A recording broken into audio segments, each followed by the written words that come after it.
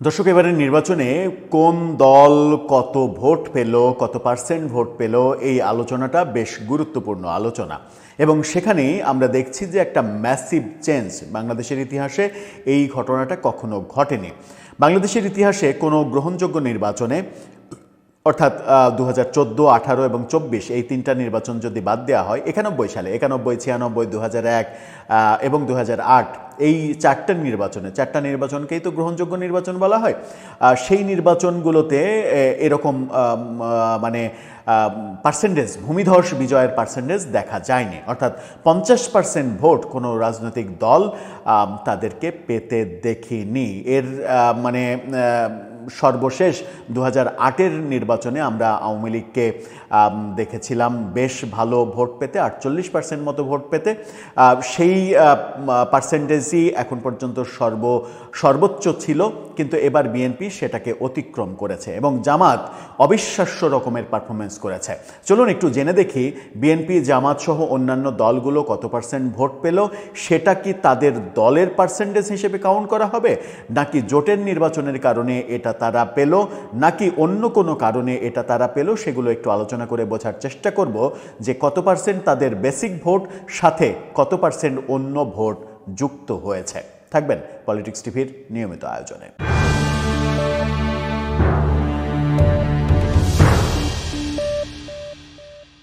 দর্শক, বলছিলাম এবারের নির্বাচন যেটা হয়ে গেল, সেই নির্বাচনে বিএনপি, জামাত, এনসিপি সহ বিভিন্ন দল কত পার্সেন্ট ভোট পেল, এটা খুবই একটা গুরুত্বপূর্ণ হিসাব নিকাশ হয়ে সামনে এসেছে।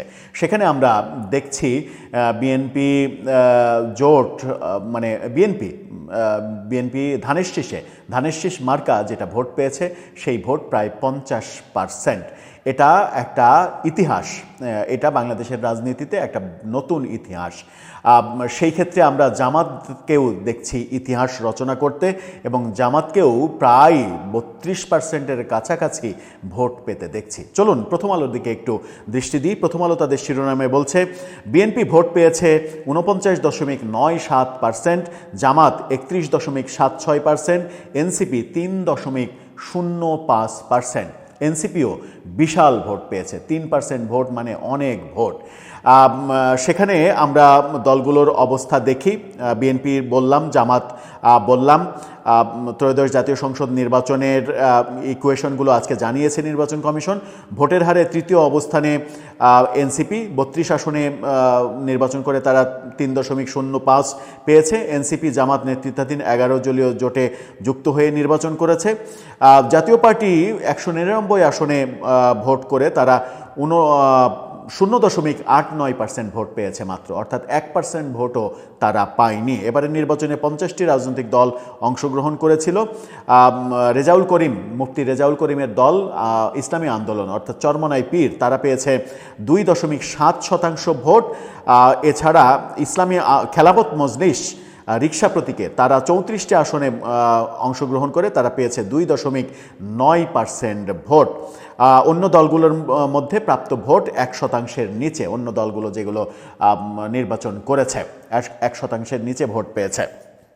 সেখানে আমরা এবার একটু ইকুয়েশনে আসি। বিএনপি যে 50% ভোট পেল, সেই 50% ভোট কি বিএনপির ভোট? বিএনপি জোটের কারণে এই ভোটটা পেয়েছে এটা বললে বিএনপিকে ছোট করা হয়, কারণ বিএনপির সঙ্গে যে দলগুলো জোট করেছে সেই দলগুলোর সারা দেশে আদতে তেমন কোনো ভোট নেই। জামাত যাদের সঙ্গে জোট করেছে তাদের অনেকের সারা দেশে ভোট রয়েছে। যেমন ইসলামী আন্দোলন, হাতপাখা, তারা এককভাবে নির্বাচন করেছে। এককভাবে নির্বাচন করে তারা মানে 2.7% ভোট পেয়েছে। তো 2.7% ভোট কিন্তু অনেক ভোট। একমাত্র ইসলামী আন্দোলনের হাতপাখার এই ভোটটাকেই আমরা বলতে পারি তাদের একক ভোট। তার মানে হাতপাখা, ইসলামী আন্দোলন, তারা সারা দেশে অনেক বেশি উন্নতি করেছে। এখন বিএনপির ভোটটা কোত্থেকে আসলো? 50% তারা যে ভোট পেয়ে গেল, এই ভোটটা কোত্থেকে আসলো? জোটের ভোট, এটা বললে আবারও বলছি বিএনপিকে ছোট করা হবে। সেই ক্ষেত্রে যেটা হয়েছে সেটা হচ্ছে যে এবারের নির্বাচনে আওয়ামী লীগের ভোটারদের ব্যাপক অংশগ্রহণ করতে দেখা গেছে, বিশেষ করে ঢাকার বাইরে এই যে অংশগ্রহণের যে ব্যাপারগুলো, এমনকি আমরা দেখেছি যে গোপালগঞ্জেও অনেক ভোট কাস্ট হয়েছে। গোপালগঞ্জ, ওই অঞ্চলটা, গোপালগঞ্জ, শরীয়তপুর, মাদারীপুর, ফরিদপুর, এই অঞ্চলেও বেশ ভোট কাস্ট হয়েছে। তো এই অঞ্চলে 30-40% ভোট কাস্ট হওয়া মানে তো ওই 40% ভোটই আওয়ামী লীগের ভোট, ম্যাক্সিমামই 1-2% বাদ দিয়ে সবই আওয়ামী লীগের ভোট। তার মানে আওয়ামী লীগের ভোট কাস্ট হয়েছে। এই আওয়ামী লীগের ভোটগুলোই বিএনপিতে গেছে, জামাতে গেছে, বিভিন্ন দিকে গেছে। সেই ক্ষেত্রে বিএনপিতেই আওয়ামী লীগের ভোটগুলো বেশিরভাগ গিয়েছে। এখন এই 50%-এর মধ্যে একটা ব্যাপার যেটা বলা যায় সেটা হচ্ছে যে বিএনপির আগে ভোট ছিল 30 থেকে 35%, এই পার্সেন্টেজই তো ছিল। সেই পার্সেন্টেজ তাদের বেসিক ভোট, সাথে আমরা ধরে নিলাম তাদের 15 থেকে 20% ভোট তাদের বেড়েছে। 30 থেকে 35 ভাবলে 15 থেকে 20% ভোট তাদের বেড়েছে। এতে করে যেটা হয়েছে সেটা হচ্ছে যে বিএনপির নিজস্ব বেসিক ভোটও কিছু বেড়েছে, আওয়ামী লীগের ভোটও সেখানে যুক্ত হয়েছে। আওয়ামী লীগের যদি 15% ভোট যুক্ত হয়, বিএনপির 30 থেকে 5% ভোট যুক্ত হয়ে যদি 35% হয়, তাহলে তাদের 50%-এর ইকুয়েশনটা মেলে। তার মানে বিএনপির বেসিক ভোটে তেমন কোনো উল্লেখযোগ্য পরিবর্তন আমরা দেখছি না। তাহলে জামাত যে 31.76% অর্থাৎ প্রায় 32% ভোট পেল, এই ভোটটা কাদের? জামাত যাদের সঙ্গে ভোট করেছে, এই 11 দলীয় জোট, তাদের সারা দেশে বিক্ষিপ্ত অনেক ভোট রয়েছে। যেমন এনসিপির মানে হচ্ছে যে এনসিপি মানে তো তরুণ ছাত্র জনতা। এই যে 24-এর আন্দোলনটা হলো, এই আন্দোলনের প্রেক্ষাপটে ইয়াং জেনারেশনের এনসিপির একটা গ্রহণযোগ্যতা আছে। সারা দেশে 1-2% ইয়াং জেনারেশনের মানে 1-2% ভোট এনসিপির তৈরি হয়েছে, এটা অবিশ্বাস করার উপায় নেই। সারা দেশে যদি 1%-2% এনসিপির যুক্ত হয়, সেটা কিন্তু একটা বড় যুক্ত হওয়া, এবং কোথাও কোথাও একটা বড় সংখ্যার ভোট রয়েছে। সেখানে জামাতের এনসিপির প্রভাব 1-2% এনসিপির প্রভাব যুক্ত হয়েছে। অন্যান্য জোট থেকেও আরও ধরা গেল যে 2-3% যুক্ত হয়েছে। মানে এনসিপি সহ জোটগুলোর ভোট জামাতে যুক্ত হয়েছে 5%, ধরে নিলাম যে 5% যদি যুক্ত হয় অন্য ভোট, তাহলে জামাতের বাকি থাকে 27%। তাহলে কি এই 27%ই জামাতের ভোট, নাকি জামাতও আওয়ামী লীগের ভোট পেয়েছে? এখানে একটা মানে খুবই মানে কি বলবো যে মানে প্যাথেটিক ব্যাপার হতে পারে বাংলাদেশের জন্য। সেটা হচ্ছে যে আওয়ামী লীগের ভোট জামাতে কেন যাবে, এই প্রশ্নটা আসতেই পারে। কিন্তু অনেক অঞ্চলে যেটা হয়েছে সেটা হচ্ছে যে গত 1.5 বছরে বিএনপির নেতাকর্মীদের নানা কর্মকাণ্ডের কারণে আওয়ামী লীগের নেতাদের বিরুদ্ধে মামলা, মোকদ্দমা, হামলা এগুলো করার কারণে তারা মানে নিজেদেরকে এক ধরনের রাগে দুঃখে তারা জামাতকে অনেক জায়গায় ভোট দিয়েছে। এরকম দৃশ্য সারা দেশে অনেক হয়েছে, এবং সেই অনেক হওয়ার প্রেক্ষাপটে যদি ধরে নেওয়া যায় যে বিএনপিতে ভোট গিয়েছে আওয়ামী লীগের 15%, মানে 15% ভোট যুক্ত হয়েছে বিএনপিতে, আর 10% ভোট জামাতে যুক্ত হয়েছে, এরকম যদি ভাবা যায়, তাহলে কি সেই ভাবনাটাকে অবান্তর ভাবনা বলবেন আপনি? ধরে নেওয়া যায় যে এবার 60% যে ভোট কাস্ট হয়েছে, সেই 60% ভোটের যদি আমি 25% ভোট আওয়ামী লীগের ধরি, কিংবা 20% ভোট আওয়ামী লীগের ধরি, তাহলে এটাই বিএনপি এবং জামাতের মধ্যে ভাগ হয়েছে। তো 27% যেটা থাকলো বললাম, সেই 27%-এর 7% আমি ধরলাম আওয়ামী লীগের ভোট, বাকি 20%।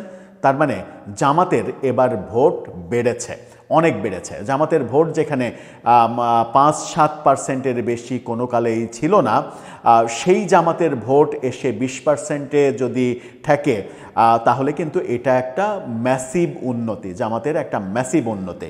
এই ম্যাসিভ উন্নতি তারা করেছে, তাও কিন্তু তারা 300 আসনে ভোট করেনি, 215টা আসনে সম্ভবত তারা ভোট করেছে। এই ম্যাসিভ উন্নতি কিন্তু বড় উন্নতি। এই উন্নতিকে বিএনপি কিংবা আওয়ামী লীগ কেউই ছোট করে দেখলে তারা ভুল করবে। তারা যে 32% ভোট পেয়েছে, সেই 32%-এর 12% যদি আওয়ামী লীগ কিংবা জোটের কারণে এগুলোকে বাদও দিই, 20% ভোট জামাতের ভোট। এই 20% ভোট ব্যাংক তারা তৈরি করতে পেরেছে, বিশেষ করে গত 1.5 বছরে। এবং আমি আরও স্পেসিফিক করে বলি যে গত 18 মাসের 16 মাসে, অন্তত ডিসেম্বর থেকে এই 2 মাস বাদ দিলাম, ডিসেম্বর জানুয়ারি বাদ দিলাম, 16 মাসে তারা এই ভোটটা অর্জন করেছে। শেখ হাসিনা সরকার পতনের পরে এই 1.5 বছরে জামাত সারা দেশে কোনো ধ্বংসাত্মক কর্মকাণ্ড করেনি এবং একটা পজিটিভ রাজনীতি করেছে। জামাতের আমির প্রথম দিনই বলেছেন যে আমরা সকল কিছু সবাইকে ক্ষমা করে দিলাম, অর্থাৎ এই যে বার্তা, সেই বার্তার মাধ্যমে তিনি তার নেতাকর্মীদের সারা দেশে সংযত থাকতে বলেছেন এবং রাখতে মানে সক্ষম হয়েছেন। রাখতে যখন সক্ষম হয়েছেন তখন জামাতের পক্ষে একটা সাপোর্ট তৈরি হয়েছে। এই ভোট 20% ভোট যেটা, সেটা যে জামাতের ফিক্সড ভোট ব্যাংক সেটা বলছি না, কিন্তু তাদের পক্ষে ভোটটা বেড়েছে, তারা বাড়াতে সক্ষম হয়েছে এবং বাড়াতে সক্ষম হয়েছে তাদের পজিটিভ রাজনীতির কারণে। এবং ডিসেম্বরে এসে মুক্তিযুদ্ধ ইস্যুতে তাদের ভোট অনেক কমেছে। জানুয়ারিতে এসে জানুয়ারি ফেব্রুয়ারির দিকে এসে নারী ইস্যুতে তাদের ভোট কমেছে।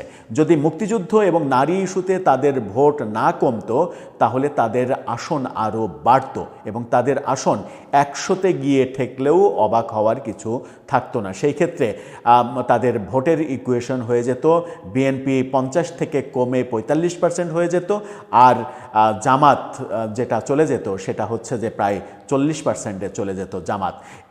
এই হাড্ডাহাড্ডি লড়াইটা আরও জমে উঠতো। বিএনপি একক সংখ্যাগরিষ্ঠতা পেত না, বিএনপি সরকার গঠন করত কিন্তু নিরঙ্কুশ একক সংখ্যাগরিষ্ঠতা না, নিরঙ্কুশ সংখ্যাগরিষ্ঠতা পেত না। একক সংখ্যাগরিষ্ঠতা পেয়ে সরকার গঠন করত। তখন জুলাই সনদ যেটা ভোট জয়যুক্ত হয়েছে বলে সরকার বলছে, সেই জুলাই সনদ বাস্তবায়ন করতে অনেকটা বিএনপি বাধ্য হতে পারত। এরকম পরিবেশও তৈরি হচ্ছে, যেটা এখন নিরঙ্কুশ সংখ্যাগরিষ্ঠতা পাওয়ার জন্য সেই পরিস্থিতি তাদের মোকাবেলা করতে হবে না।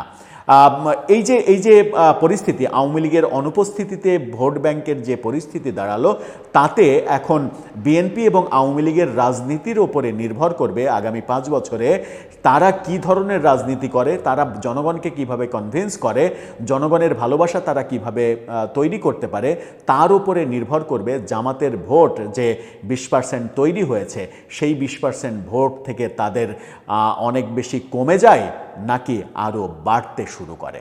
দর্শক, আপনার মতামত এ ব্যাপারে জানিয়ে লিখতে পারেন আমাদের কমেন্ট বক্সে।